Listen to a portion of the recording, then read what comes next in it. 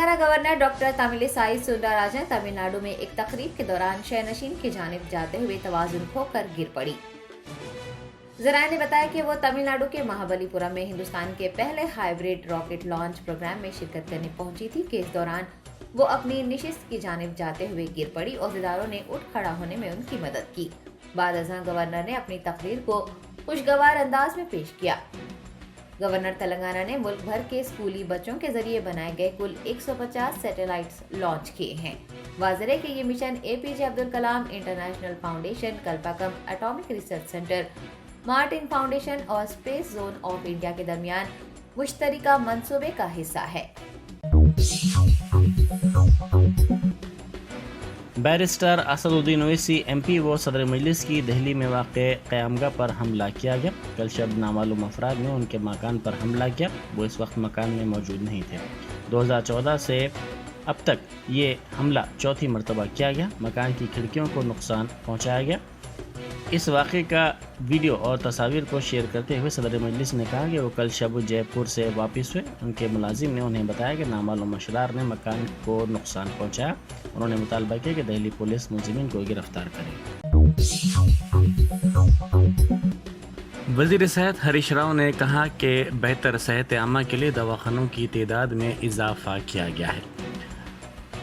انہوں نے کہا کہ حکومت کے اقدامات کے نتیجے میں ریاست کے سرکاری دواخانوں میں زچگیوں کی تعداد میں اضافہ ہوا ہے۔ وزیر موصوف نے پیٹلا بروج میٹرنٹی ہاسپٹل میں انفیکشن کی انسداد جلد پتہ لگانے کے پروگرام سے خطاب کرتے ہوئے اعلان کیا کہ ریاست میں جلد ہی اسسٹنٹ پروفیسرز کے 1400 عہدوں کو پر کرنے کے اقدامات کیے جائیں گے۔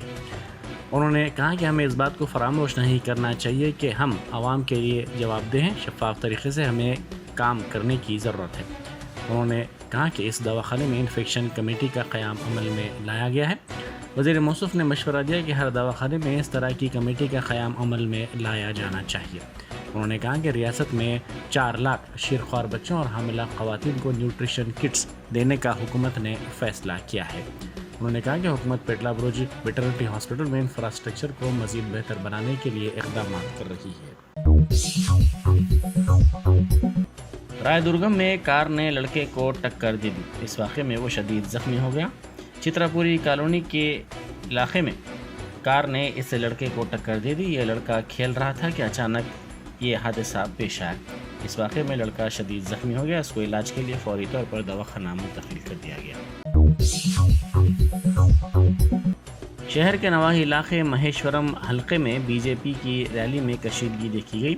کرمن گھاٹ سے بڑنگ پیٹ تک یہ ریلی نکالی گئی۔ اس ریلی میں شریک کارکنوں کا کہنا ہے کہ ریلی کے علاقے میں جان بوجھ کر 3 گھنٹوں تک برقی سربراہی مسدود کی گئی۔ وزیر تعلیم سبیتا ریڈی کے خلاف بی جے پی کے کارکنوں نے نعرے بازی کی۔ ان کو پولیس نے روکنے کی کوشش کی، تاہم ان کارکنوں نے پولیس سے بھی بحث و تکرار کی۔ وزیر صحت ہریش راؤ نے کہا ہے کہ پروجیکٹس کی تعمیر کے ذریعے کسانوں کو آبپاشی کا پانی فراہم کرنے والے وزیر اعلیٰ چندر شیکھر راؤ چاہیے یا پھر کانگریس یا بی جے پی، اس پر عوام کو غور کرنے کی ضرورت ہے۔ میدک ضلع کے چیگنٹا منڈل میں کنڈا پوچما ساگر میں دریائے گوداوری کے پانی کو بونالا کینال میں انہوں نے جاری کیا۔ اس موقع پر منعقدہ تقریب سے خطاب کرتے ہوئے انہوں نے کہا کہ یہاں کے عوام اس کا طویل عرصے سے انتظار کر رہے تھے۔ یہ کام چندر شیکھر راؤ کے وزیر اعلیٰ بننے کے بعد ہی ممکن ہو سکا۔ بھدرادری کتاگوڑم ضلع میں دریائے گوداوری میں مچھلیاں پکڑنے کے لیے جانے والے 2 افراد لاپتہ ہو گئے۔ 6 افراد مچھلیاں پکڑنے کے لیے دریا میں گئے تھے، تاہم 4 محفوظ طور پر دریا سے آنے میں کامیاب رہے۔ ان افراد کی اطلاع پر پولیس وہاں پہنچی۔ پولیس نے ماہر تیراکوں کی مدد سے ان افراد کی تلاش کا کام شروع کر دیا۔ کاکیناڈا سے شرڈی جانے والی ٹرین میں رہزنی کی واردات پیش آئی۔ ٹرین کی S2 بوگی سے S11 بوگی تک رہزنوں نے نشانہ بنایا۔ ان رہزنوں نے ٹرین کے ڈبوں کی کھڑکیوں کے قریب پہنچ کر خواتین کے طلائی زیور اچانک چھین لیا اور فرار ہو گئے۔ یہ واردات پربھنی اسٹیشن کے قریب پیش آئی۔ متاثرہ خواتین نے RPF سے کی گئی شکایت میں کہا کہ ٹھہری ہوئی ٹرین میں اچانک یہ واردات پیش آئی۔ لون ایپ کے ایگزیکٹوز کی جانب سے قرض کی واپسی کے لیے مسلسل ہراسانی اور دباؤ پر ایک 18 سالہ نوجوان نے خودکشی کر لی۔ یہ واقعہ کھمم ضلع کے بابوجیا تانڈا میں پیش آیا۔ اس نوجوان کی شناخت آکاش کے طور پر کی گئی ہے، جو زیورات کی دکان میں کام کرتا تھا۔ اس نے ہراسانی سے تنگ آ کر 2 فروری کو دکان میں زہر پی لیا۔ اس کو علاج کے لیے کھمم کے سرکاری دواخانہ منتقل کیا گیا، جہاں علاج کے دوران اس کی موت ہو گئی۔ اس کے والد نے پولیس سے کی گئی شکایت میں کہا کہ لون ایپ ایگزیکٹوز کی مسلسل ہراسانی کو برداشت نہ کرتے ہوئے اس کے بیٹے نے یہ انتہائی اقدام کیا ہے۔ نارسنگی میں خاتون کا اغوا اور اس کی عصمت ریزی کے معاملے میں 2 افراد کو گرفتار کر لیا گیا۔ پولیس کے مطابق شوبھم شرما اور شومیت کمار نے کام دلانے کے بہانے خاتون کو کار میں سوار کر لیا اور سنسان مقام پر لے جا کر اس کی عصمت ریزی کی۔ متاثرہ نے اپنی شکایت میں کہا کہ وہ گھر واپس ہو رہی تھی کہ 2 افراد نے کار میں اس کو کام دلانے کے بہانے بٹھا لیا اور بعد ازاں قسمت پور کے سمسان علاقے میں لے جا کر اس کی عصمت ریزی کی گئی۔ اس کے طلائی زیور بھی چھین لیے گئے۔ پولیس نے اس واردات کے اندرون 12 گھنٹے 2 ملزمین کو گرفتار کر لیا۔ شرح آباد پولیس نے جعلی کرنسی نوٹ چھاپنے اور اسے سرکولیٹ کرنے والی 2 رکنی ٹولی کو گرفتار کرتے ہوئے 27 لاکھ روپے پر مشتمل نقلی کرنسی نوٹ برآمد کر لیے ہیں۔ South zone task force team اور چندران گٹا پولیس نے مشترکہ کارروائی کرتے ہوئے ریاست تلنگانہ اور دیگر ریاستوں میں سرگرم اس ٹولی کو حراست میں لے لیا ہے، جبکہ ان کا ایک ساتھی مفرور بتایا گیا ہے۔ ڈی سی پی کرائم ڈاکٹر شبارش نے پریس کانفرنس کرتے ہوئے بتایا کہ کستوری رمیش اس ٹولی کا اہم سرغنہ ہے۔ اس نے مالی پریشانیوں کو دور کرنے اور بآسانی پیسہ کمانے کے لیے جعلی کرنسی نوٹ چھاپنے اور اسے سرکولیٹ کرنے شروع کیے تھے۔ سال 2022 میں گوپال پورم پولیس کے ہاتھوں گرفتار ہونے کے بعد وہ جیل بھی جا چکا ہے۔ ڈی سی پی نے بتایا کہ جیل سے رہائی کے بعد اس نے ایک اور شخص حسن بن حمود کے ساتھ مل کر اس سرگرمی کو جاری رکھا۔ ایک موصولہ اطلاع پر کارروائی کرتے ہوئے دونوں کو گرفتار کر لیا گیا ہے۔ ان کے قبضے سے جعلی نوٹس کے علاوہ ایک لیپ ٹاپ، 2 پرنٹرز، ایک لیمینیٹر و دیگر سامان ضبط کرتے ہوئے مزید تفتیش کے لیے ان ملزمین کو ایس ایچ او چندران گٹا کے حوالے کر دیا گیا ہے۔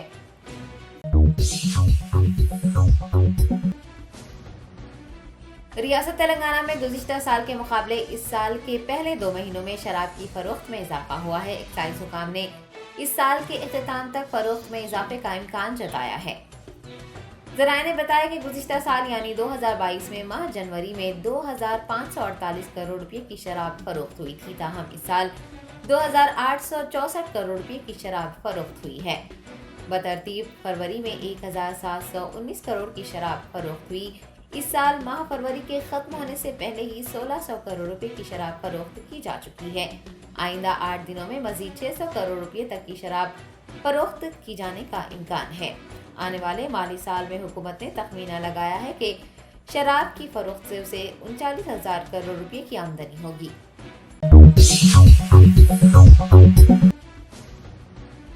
تلنگانہ کے محکمہ تعلیم نے ریاست میں شدید گرمی کے پیش نظر 15 مارچ سے نصف یوم تک ہی کلاسز منعقد کرنے کا فیصلہ کیا ہے۔